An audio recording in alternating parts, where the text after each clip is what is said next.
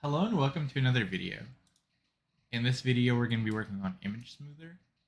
And in the problem, you're given a grid and you can apply an image smoother that is a filter 3x3 that can be applied to each cell of an image by rounding down the average of each cell in the 8 surrounding cells. If one or more of the surrounding cells is not present, we do not consider it in the average. So basically what they're saying is for every cell, take the cell and every surrounding cell, like make a grid around it, and add them all together and get an average, and that should be the new value of the cell. So if we take a look at some examples here, for example, for this one, some of the cells are missing. So if you take the box around it, it would be like this. So this cell is missing, this cell is missing, this cell is missing, and so on, right? So the only cells that actually surround one are these. So you would have 4 cells with a total of 3, so the average here is 3/4. So we round down, so this would be 0. For this one also, basically, if all of these are 1, and like let's look at this one. For this one, the box around it is going to be like this. These top ones are missing, so the ones we're going to include for this cell would be this over here, right? This box here. And the average here is less than 1, so you round down to 0. Then for this, it would be like this box, and so on, right? So basically what you want to take is for the cell, take all of these cells around it if they exist, right? So like the one above, below, left, right, and every diagonal. If they exist, take all those, add them up, and divide by the total average, and round it down. So because for all of these cells, 0 is going to be part of the surrounding cells, this is going to be 0, right? Because the average of all of these is going to be like 0.9, 0.8, 0.7, whatever it is, and we round down. So let's take a look at this one. So for example, for 200, the cells around it would be 100, 250, and 200, and there are some missing cells, right? So there are like, the box around it would include something like this. So if I was to draw it, it would be something like this. And the cell above it, the cell over here is missing, cell over here is missing, cell over here is missing, cell over here is missing. So the average is just these 4 cells. So this is like 550 divided by 3, and they kind of tell you here is 137, and so on.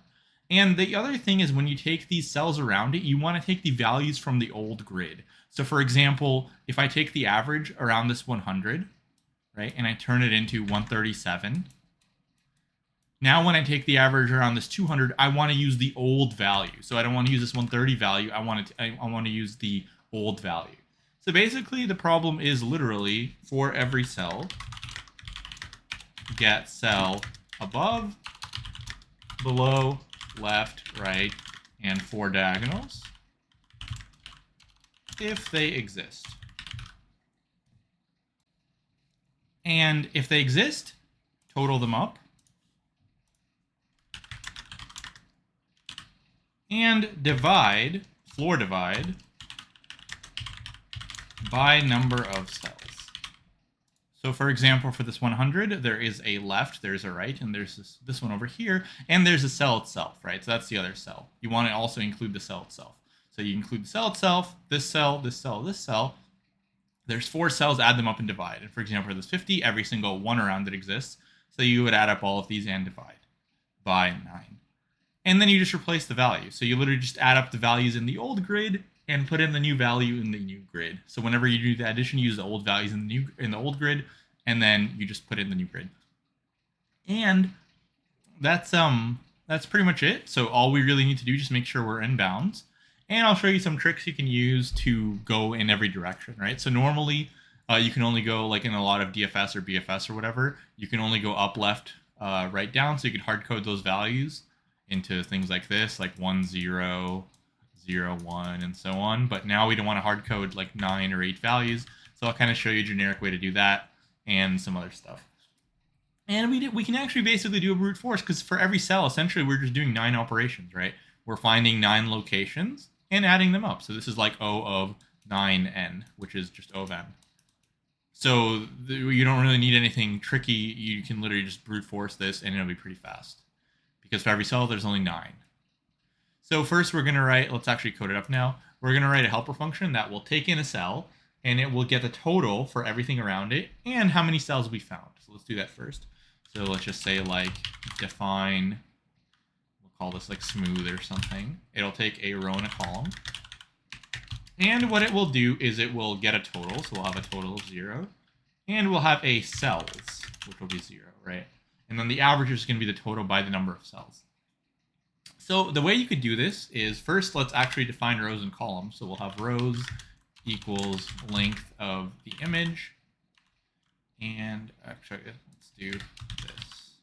So rows is length of the image, and columns is length of image 0. This is how you just get the dimensions. Okay, so now essentially we want to get every single location possible. And remember, we can either travel left, like for the row, we can go -1, we can stay at the one we're at, or we can do 1. And for the column, we can also go left, stay where we're at, and go forward 1. So we basically need to get all of these combinations, and then that will give us everything, right? So let's say we're here. So let's say for something like -1, -1, that means we would go up a row and left a column. So that would be like over here. For something like 1, 1, you would go over here. For 0, 0, you would get the value of the cell itself. For 0, 1, you would stay at the current row and go right, and so on. So we can just literally get every combination. So we could just do a nested for loop here. So we could say for I in range -1, 2, because it does not include the 2, so it'll be -1, 1.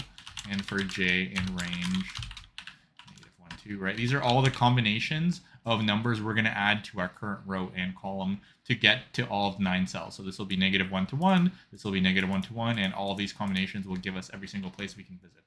So we can say like n row, like new row equals row plus I, and new column equals column plus j.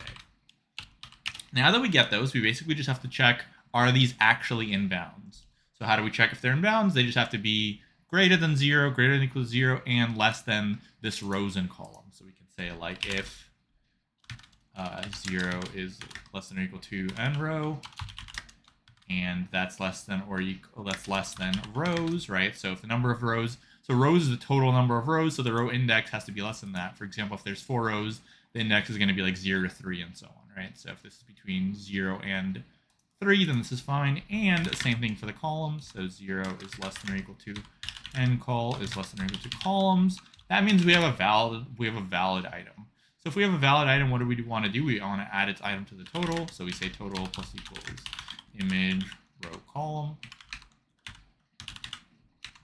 And we want to add 1 to the cells, right? Because we're going to divide by the total number of cells that were actually valid. So we'll add 1 here. Now that we do that, we'll have a total, and we'll have the number of cells. So now we can just get the average. So we just return total divided by cells, and we want to get the floor divide here, right? So if this was like a total of 5 and 2 cells, we'd want to return 5 floor divided by 2, which would be 2. So now that we have that, really all we have to do is just make a new grid with the exact same dimensions, and on every cell, just call smooth for that cell, right? So we would just literally make a result with the exact same dimensions. For every cell, call this helper function, and it would give you the average and put it in. So that you could do that if you want, but I'll show you how to do this in a list comprehension. So we can say return. And so in a list comprehension, normally you want something like, if you just want like a value, you could do something like this, right? 0 for I in range. And this is going to be, the inner one is going to be length of columns, right? And then this is going to be like for j in range rows or something, right? This is normally how you would do it. But now we're going to change it a little bit. So first of all, we could use column and row. Right, this will just basically give you a grid of all zeros that's the same dimensions as this, because it'll basically make a new column for every single, or a new list of length columns, right? So if this was like 5 columns, it would make a list of 5 columns for every single row, which would give you that 2 by 2. But we don't want to return a 0. What we want to return is smooth on this thing, right? So we can actually do this. We can actually call smooth on a row column. And then that, in this inner list, you actually have access to this. So this is basically the same thing as writing, if you have some result, that's the same thing as making a normal result, and then just looping through rows and columns where you just say like for row in range rows, for call in range columns. Once you actually did make your result, you could say like result row column equals smooth. And then this is going to be row column. So it's basically the same thing as doing this, except you're just writing in a list comprehension. So for those using Python, this is how you could do this. This is how you could do a nested list comprehension. So something kind of. So I think that should do it, but let's see. Okay. And looks like we got a wrong answer. So it looks like we are outputting the original value. So I think that might be something to do with our helper function. Let's see here.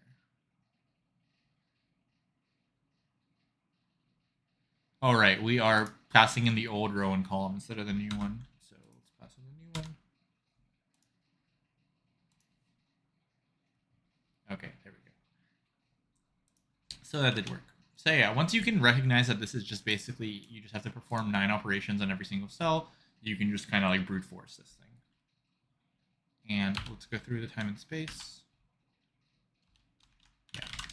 So for the time here, it's going to be O of m by n, because basically for every cell you just do 9 operations.